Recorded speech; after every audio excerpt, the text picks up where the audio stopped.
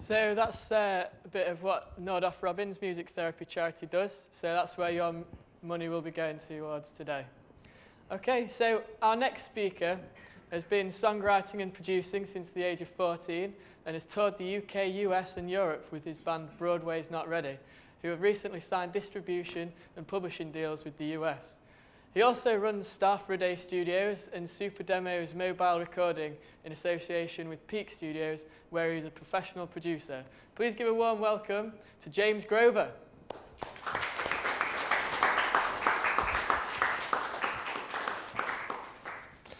Thanks, Tom. Okay, yeah, I'm James. I'm from Peak Studios, which is in Bradford. Yeah, basically, I'm here to talk to you about setting up a recording studio and the general running of it. So I'll start off, who's interested in opening their own recording studio in the future, do you think? Yeah, cool. About half here, nice. And the rest, do you think you probably want to work in one at some point? Yeah, sweet. Okay, so yeah, I mean, a lot of this will be relevant to all you. Some of it only to half year, but we'll go for it. Okay, cool. So I've been producing since I was 15. I've been at Peak Studios for about 2 years professionally. And before that, I started as an intern there. Since I've been working there properly, we opened up a second studio, which I'm in charge of. And I'm in charge of like booking all the clients into that and all the advertising and everything really. So I've got some good insight for you on how to go about doing that. Okay, so let's start at the beginning. What is a recording studio to you? Like, if you think like it's a studio where people record, yeah, you're right. If you think it's where dreams are made, you're right. But seriously, like physically, a recording studio, it can be anything from like Abbey Road down to just a guy with a laptop who knows what he's doing. Like, if my mum plugged a mic into her laptop, would that be a recording studio? Probably not. But if Timberland plugs a mic into his laptop, you'd probably say yeah. So it can really be anything, any size. It's all about the knowledge behind it, really. It's not just about the bricks and the mortar and the equipment. So yeah, the difference between obviously the big and the small studios is what you're aiming to do with it as a career. I mean, whether your passion really is to record singer-songwriters to sort of break new small artists, help them get good demos and get signed eventually, or whether you want to go out and record symphony orchestras for film scores, obviously you're going to need a different kind of studio to do either one of those. And one of them is going to cost a hell of a lot more. But you'd be aware of that beforehand, I imagine. Okay, so the career path that you choose, you've got to be committed to it before you start, because it's going to be a lot of hard work. And obviously, if you know what you want in advance, you're going to get more success more quickly without wasting a lot of time and money. So I'm going to clarify one thing. If you open a recording studio, you're a businessman more than you're a producer. Otherwise, you're going to struggle, basically. You have to think about business decisions, everything in terms of money. And it's, like I say, it's a lot of hard work. And then, obviously, you can produce too, and hopefully that'll take off for you. But the main goal is to profit every year and hopefully get more and more each year and build up a reputation. Okay, so the main types of studio, like there's a commercial studio, which is what Peak Studios is. So they're open to bookings for clients, the general public, anyone can call up and book in. And then there's like project studios, which are typically like, I don't know, most top producers, I think, run project studios, which they'll have like in an office or a house or whatever. And they're just booking their own people that they want to work with. People can't just ring them up and book in. Obviously the benefits of the project studios, it's more about convenience than about the profit. The profit from the project studio comes from the songwriting royalties and stuff like that that you'd hopefully want to get as a professional producer. The main focus of my talk will be about commercial studios. Like I say, that's what Peak Studios is. So that's what I'm knowledgeable about.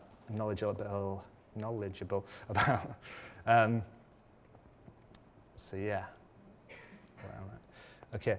So the alternative, if you don't want any responsibility of setting up a studio, you can always freelance at other studios, which is like, well, I mean, you know what freelancing is, but you can do that, or you can maybe like get a portable recording set up and take it to bands at their rehearsal studios and record. I mean, a lot of my old band, we recorded most of our CDs in our rehearsal room, and they sounded just as good as, well, as a lot of stuff that's done in pro studios costing 10 times the price, basically. Okay, so basically I'm going to go through what you need to do to set up and run a recording studio, and what you should be aiming for in the long run and stuff like that. Okay, so first of all, you want to be obviously planning before you start spending money. So the first thing is market research. You want to find your niche. If you're into, let's say, hip hop, you either want to find a place where there's no studio already doing hip hop, or if you don't know what you want to do, but you live in like a city that already has studios doing rock and metal and stuff, but you notice there's no hip hop studios, then maybe you could start one there. Obviously, if there's things you'd rather do, then just finding a balance between the two would be ideal. So yeah, just if you find that niche, basically is less competition. It's going to be easier to get bookings, easier to find clients, everything. So it just makes your life easier in general, really. Okay, so then you're going to want to figure out what budget you can afford. Obviously, if you've got savings and you want to set it up for those, it's probably going to be smaller than if you're looking at a bank loan, a proper business grant. It all depends on if you can get the loan. Like, you need obviously a business plan and stuff. It's a lot more hard work again, but if that's what you want to do, then it's worth it. Okay, so if you want to work out your budget, basically, you need to know how soon you're going to break even. So say you spend £10,000 setting it up, then you're going to, once you've worked out what you're going to charge for it, then, I don't know, say that's going to take you 2 years to pay off. But if you spend like 1,000 setting it up, then obviously you're going to pay it off like in a tenth of the time, hopefully. Okay, so the size of your studio, that will affect the cost of setting it up, obviously, but it'll also affect what sort of projects you can take. Like, say, if you wanted to record symphony orchestras, you'd need probably a studio at least sort of this room sized, which would be like, I don't know, thousands and thousands, no doubt. But if like I say again, hip hop, if you wanted to do that, you could probably do it in a sort of smallish, like, I don't know, 10 foot by 10 foot size room, even that small, like tiny. And there is like, for every big studio in England, there's probably like 10 to 20 small studios like that. So, I mean, that's obviously because of the price thing. Okay, so if you can afford a big studio, then fine. If you've got a smaller studio, or got the budget for a smaller studio, you need to think about like where you're going to put everything. Obviously, if you have limited room, there's things that you really need in a studio other than just the basic recording stuff. Like, you're going to need a toilet for a start.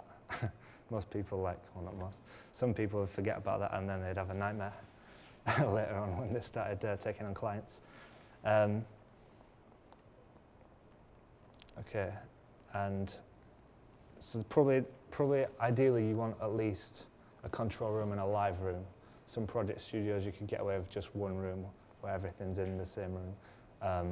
But for a serious commercial studio, like I'm talking about the only, like, clients are expecting a live room and a control room setup. If there's anything less, they won't really be impressed with it, and you'll find it hard to get like bigger clients in there.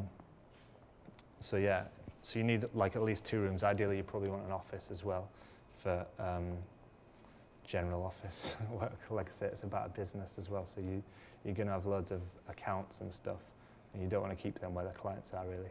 You want to keep them in like a storeroom or an office if possible. Okay, so another thing I'll mention about, like, again with the hip hop thing, you probably, if you're doing sort of pop or electronic or anything like that, you're probably not going to need to record drums too often.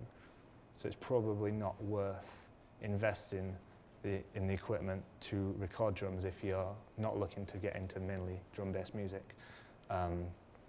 Obviously with a drum kit you need like 8, 10, 12 mics, and with most pop you probably just need 1 mic. So yeah, it's best to just keep the cost as low as possible at the start. Okay, so the location, once you've figured out your niche, you want to find the location that suits it the best. Like our studio's in Bradford, so we're based in the centre of Bradford, which is obviously ideal accessibility-wise. We have a car park, so that's obviously handy for clients and for staff. And there's competition in Bradford. There's probably 8 to 10 other studios, but none of those are in the city centre. So we're probably the most accessible out of all those, and because of that, we get a lot of clients coming from Leeds on the train, whereas the studios that are out in the countryside in Bradford, it's harder to get people to commit to bookings there. So yeah, you want to obviously stay away from the competition as much as possible, at first anyway, until you've got the reputation to outdo them. Also, you're going to want to, if possible, set up a studio with amenities nearby, like shops. If you're doing a 10-hour recording session, at some point, someone's going to want some food.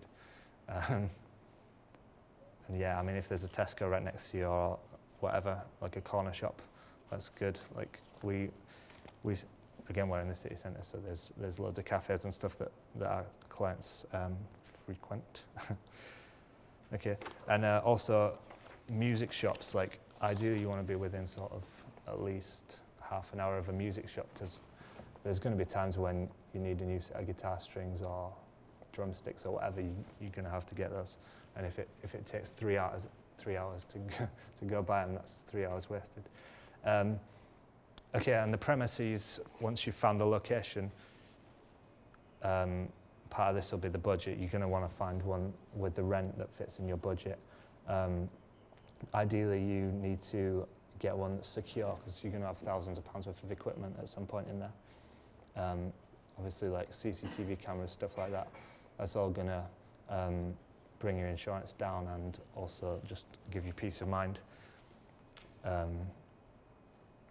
Yeah, the stability of the lease that you're looking at as well, that's it's quite important. Like if you're going to get the room modified with like sound, what's it called, acoustic design, and then you're going to get kicked out of your lease like 6 months later, then you've just wasted thousands on nothing basically.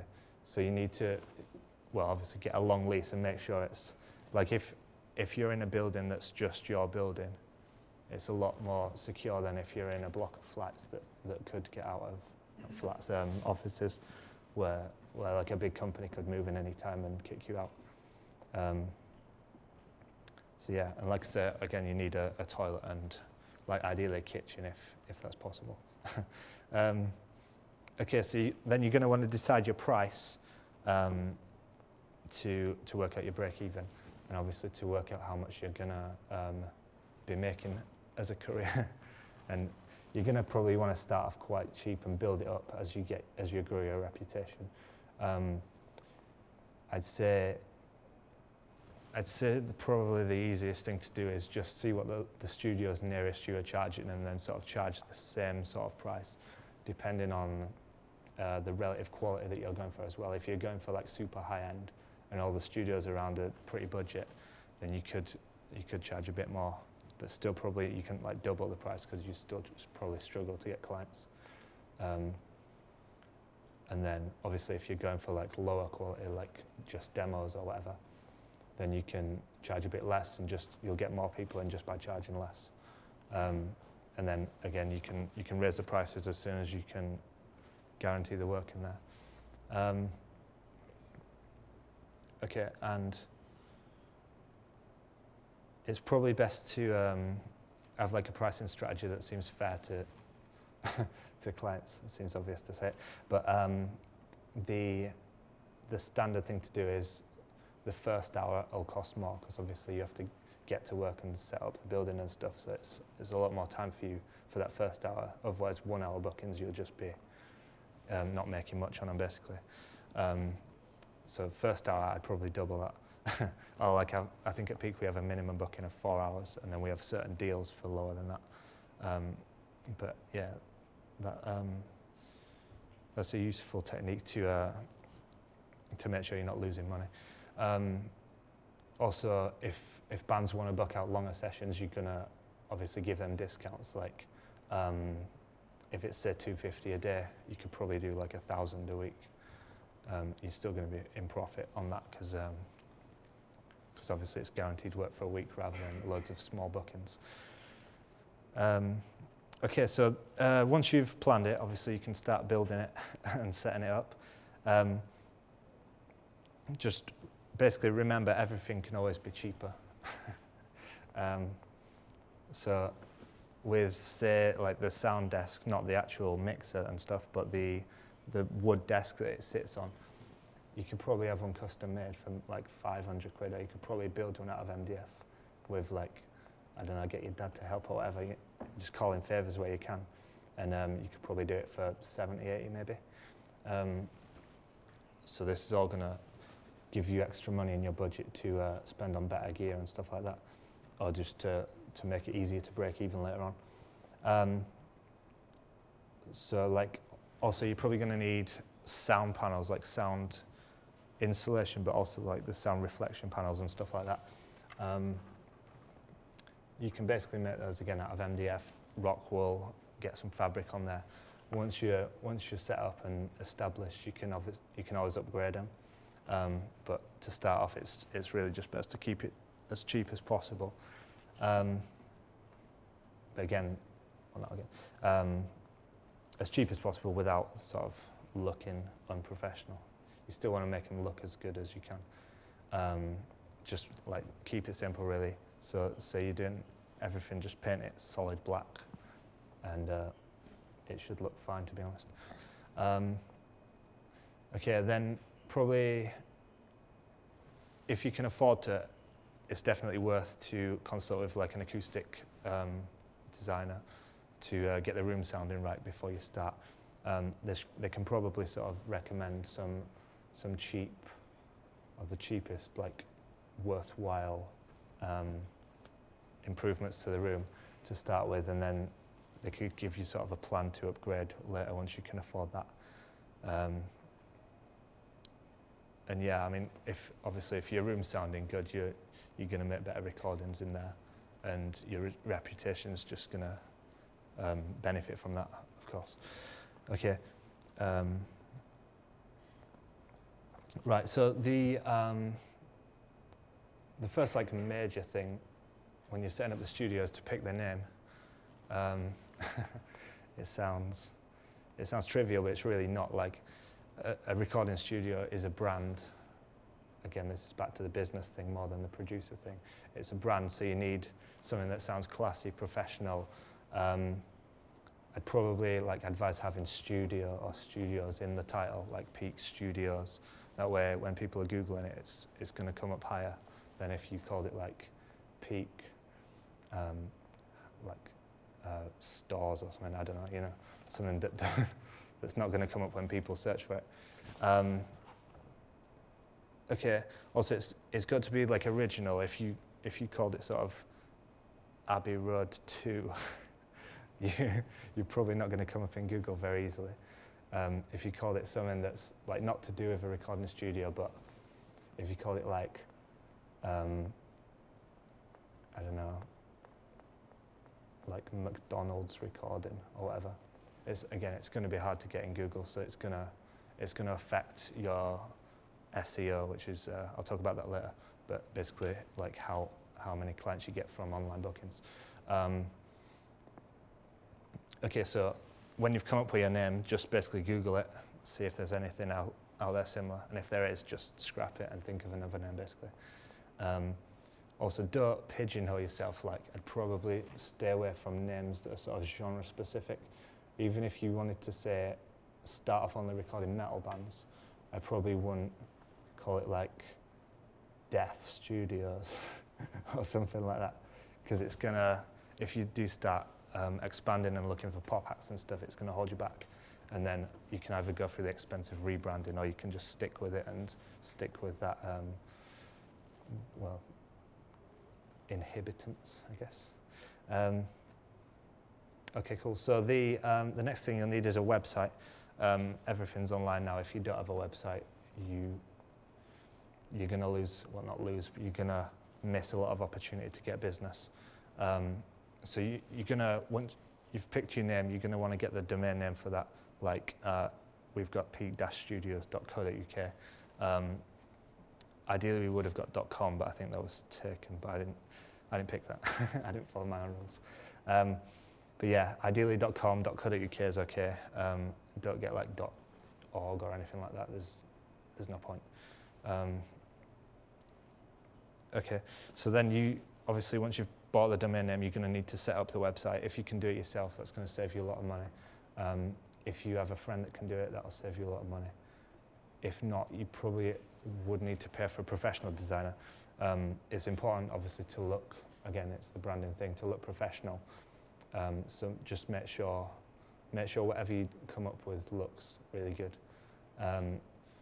Just keep it simple again, simple fonts, simple colours. Yeah, it's not really that hard to get some nice photos on there as well. Everyone knows a photographer. You'll be able to get a photographer for free to take some good photos of your studio. And then as soon as you're making profit, you can invest in like pro graphic design if you need to.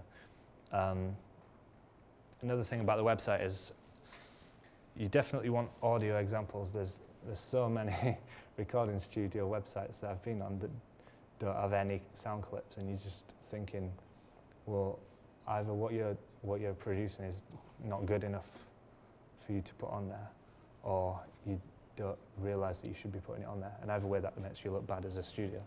So you need it on there. Obviously, if it sounds good, then it's gonna do wonders for your reputation. If you've got a great showreel, bands, artists, they're going to be impressed as soon as they hear it, and they're going to want to book in, even if you're charging more than the other local studios, or whatever you're doing, really. Okay, cool.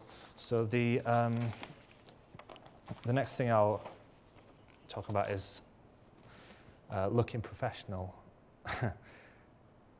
Basically, everything you do in the studio, you just need to look as professional as you can. If you look like an amateur studio, you'll get sort of treated as an amateur studio, and it'll be hard to build up that reputation. Obviously, if you are going for budget startup equipment, then just don't make it obvious. So I probably, like, if you've got cheap equipment, I probably wouldn't like list it on the website, because it just makes you look bad. Just like put the good stuff on there and leave the rest, maybe. Or whatever you can do to look better, basically do that. Again, it's about branding rather than about like facts, let's say. It's all marketing speak, I guess. Okay, and another thing to do with professionalism is, like, you want a really good logo. Obviously, that's going to be on the website. You're going to probably need some business cards. In fact, you're probably definitely going to want to get some business cards. Again, get them professionally designed if you can't do it yourself. Yeah, that's that. I'll recommend jamjarprint.co.uk if you're going to get those, not Vistaprint, because they are terrible. If you yeah, basically, if you can't afford pro design, like I say, just keep it simple. Just plain black and white looks better than something that you've drawn in Microsoft Paint or whatever. Just Arial font, simple. It's better than nothing, you know. And you're going to need those business cards to get clients in, really. And they're pretty cheap. I think it's like £50 for 500, something like that. Okay, so another thing to do with like the website and business cards and that, you're going to need like a good email address. Like, don't have like johnsmith67@yahoo.com or whatever.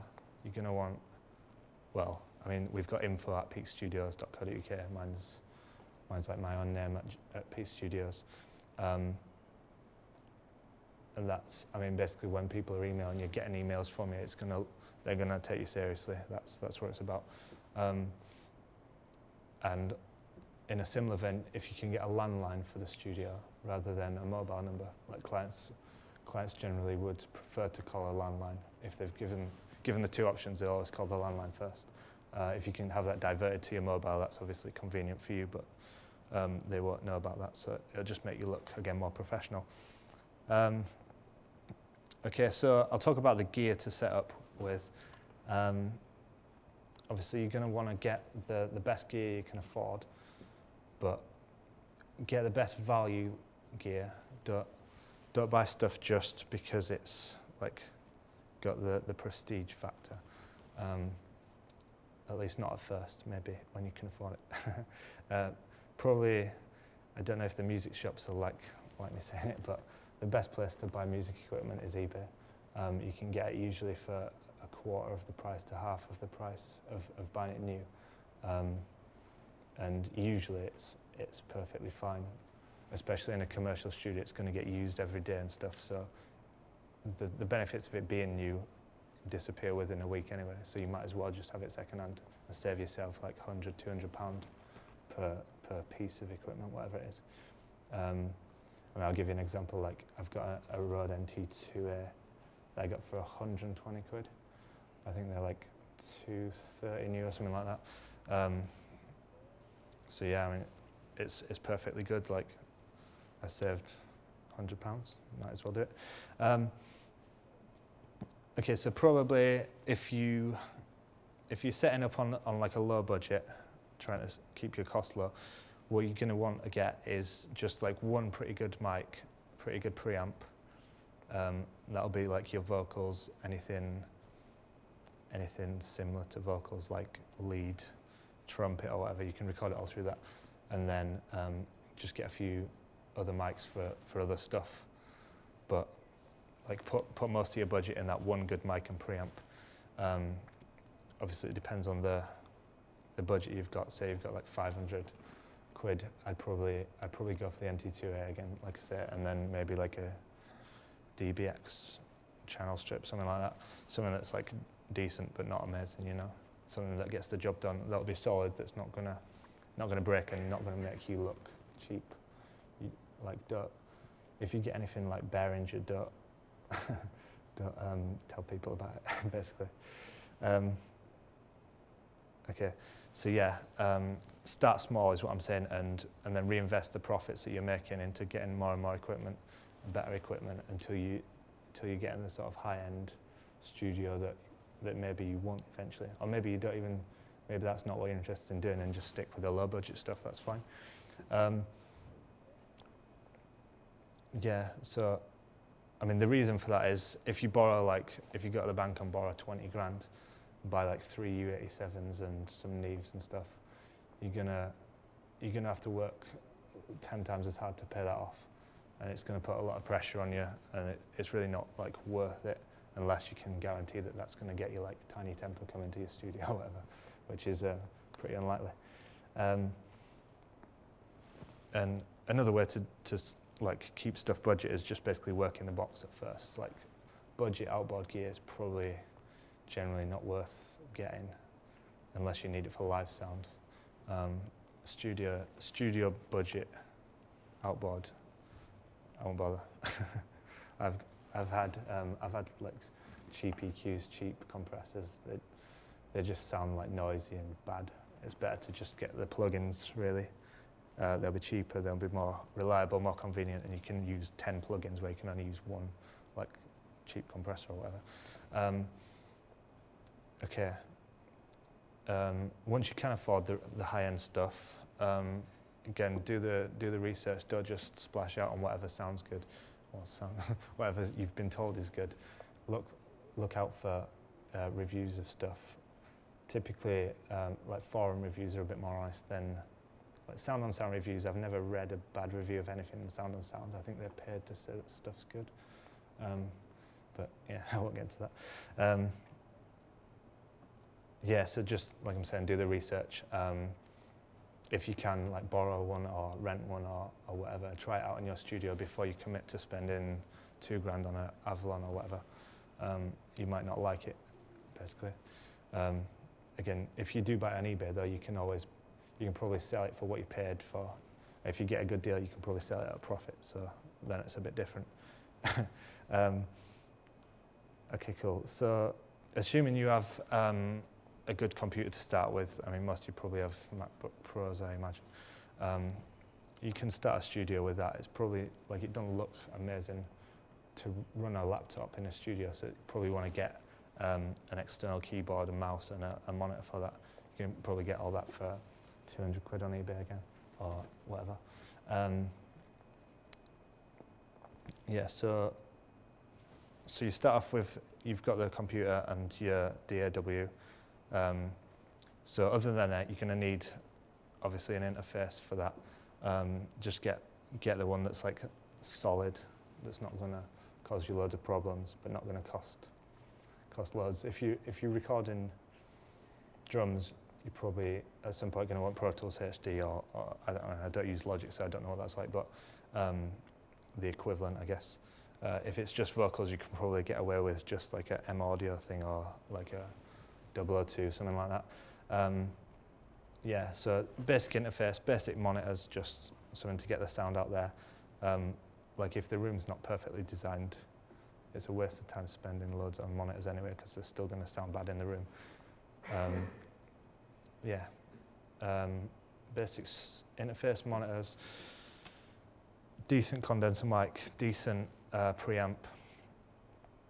Probably going to need some like 57s, 58s, depending on what you're recording, especially if it's like bands and stuff. If you're doing indie rock, metal, anything like that, you're gonna want like at least 157 for guitar amps.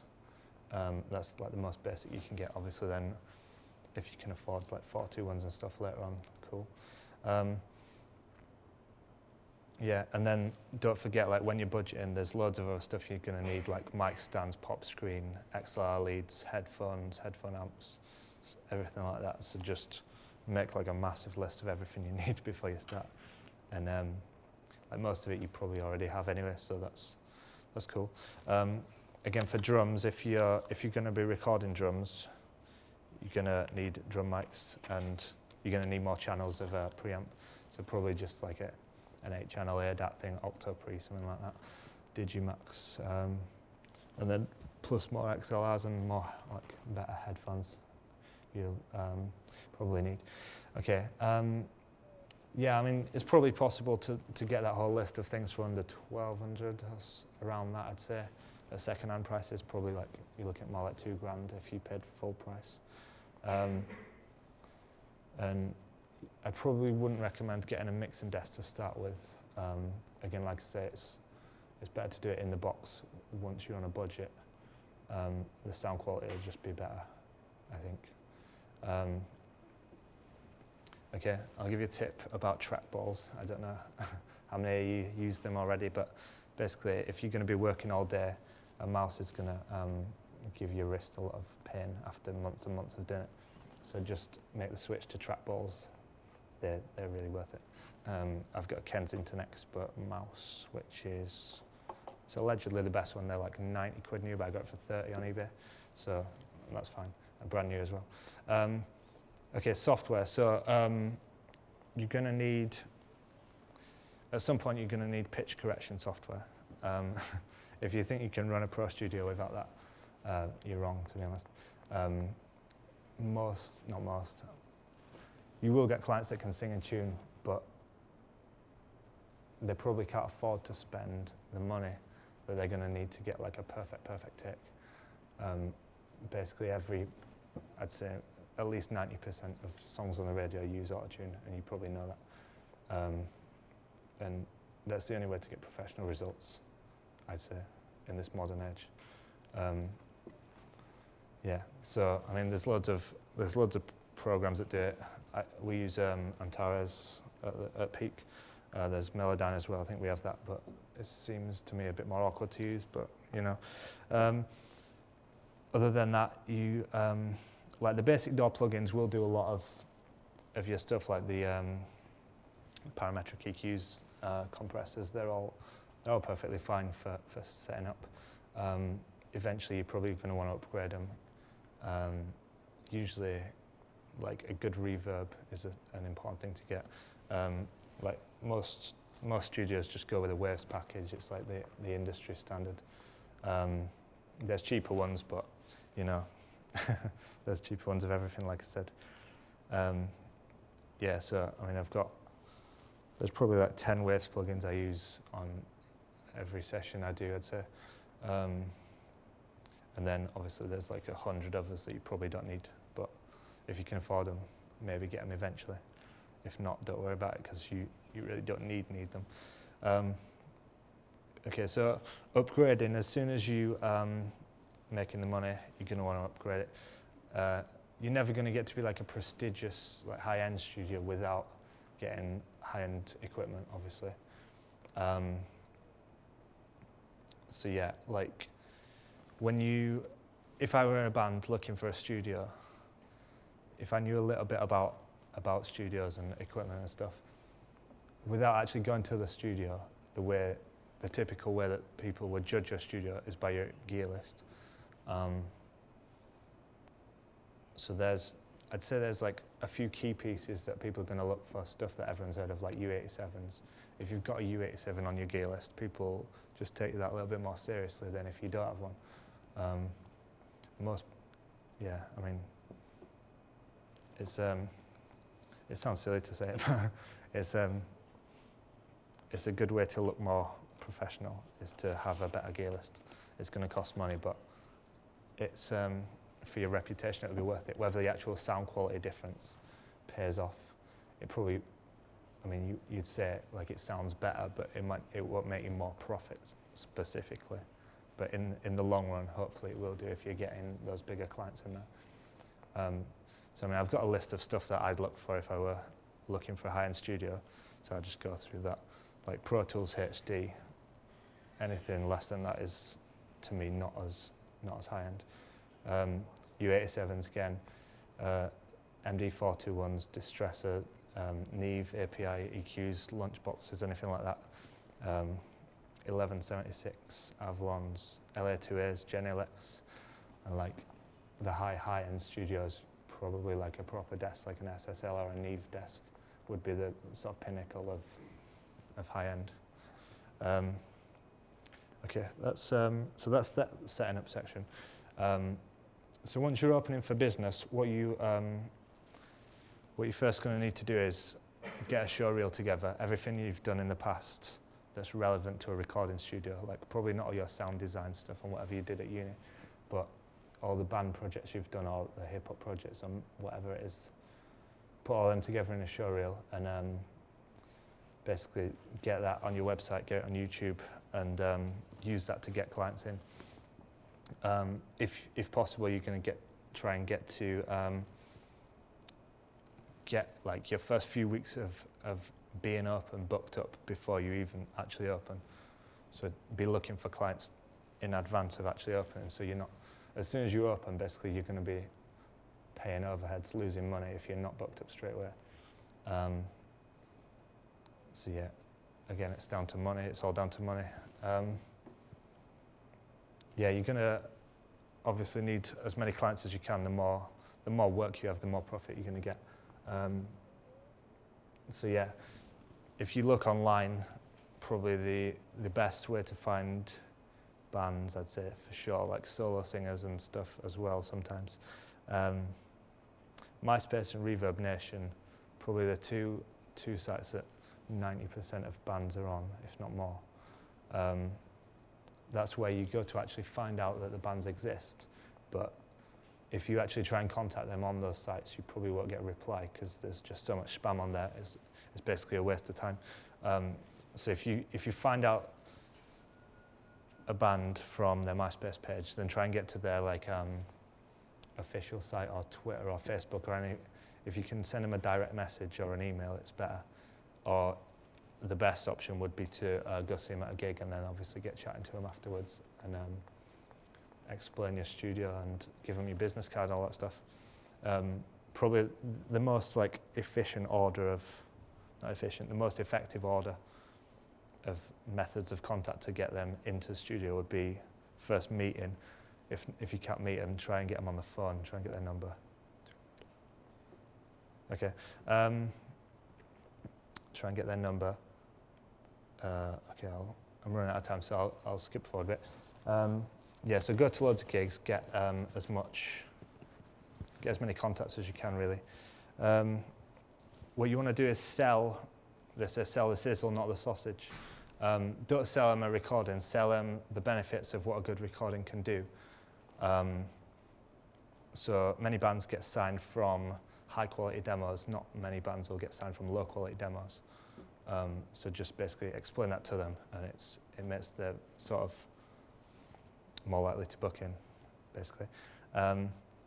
Once you open, if you're struggling to get clients, you can come up with a lot of deals, like just have sales and half price, get some, do some freebies if you need to. Like if you know a theatre group, like you could do do a demo for one person and then they'll tell all their friends about it and they'll probably all want to come in because obviously a theatre group, they're all singing and stuff. Okay, I'm running out of time. So yeah, just it's all about booking clients in. If you're booked up all the time, you're going to be making money. If you're not booked up all the time, depending on the level of booked upness, you're going to be struggling at some point. So just wherever you can do it. Advertising, you can do advertising on Facebook and stuff, but it's probably not worth it, to be honest. It's better to just go out yourself and get the clients in there. SEO, again, just basically research SEO, search engine optimization, that is. And if someone's Googling recording studios in Bradford and we didn't come up, then that's it for us. So, I mean, we're top, I think, top 2 for that. So yeah, I mean, that gets us a lot of clients, a lot of calls about that. There's a lot of tools to help with SEO. Just Google it again, you'll figure it out. The good thing about running a studio is lots of people are looking for internships at studios. So if you have a professional studio, you can take on interns, basically, and they'll help you reduce your own workload in exchange for learning. So like at Peak, we basically teach them how to do auto-tune and Beat Detective mainly. And they'll spend a lot of time doing that for us and learning how to do it really well. And obviously that lowers the amount of work that we have to do as producers on editing the sessions and stuff. Okay, so I think I can pretty much sum up. Yeah, so basically just book in the clients, keep doing good work, and the more work you do, the more of it's good, the more chance there is that eventually you'll get sort of a really good reputation. And once your reputation is up there, then you'll be getting more money, basically. And yeah, that's the aim, really. Like I say, if you're a businessman, your aim is to make money. And that's the way to do it, I think. Okay? Thanks. Cheers. Cheers, James.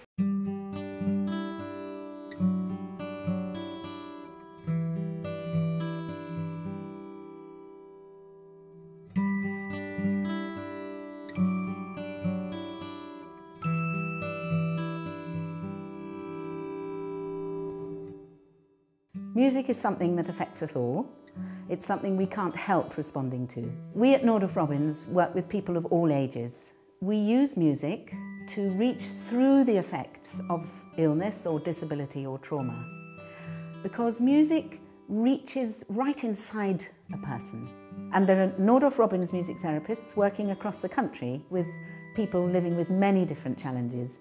For example, a major part of our work is with older people living in care homes who have dementia. And we see people benefit enormously who are autistic or who have learning difficulties, people with mental health problems or neurological disorders. So when Nordoff Robbins music therapists use music, they can draw even the most withdrawn or disabled person out of themselves and into communication with other people. Music becomes a connection or builds a bridge for them.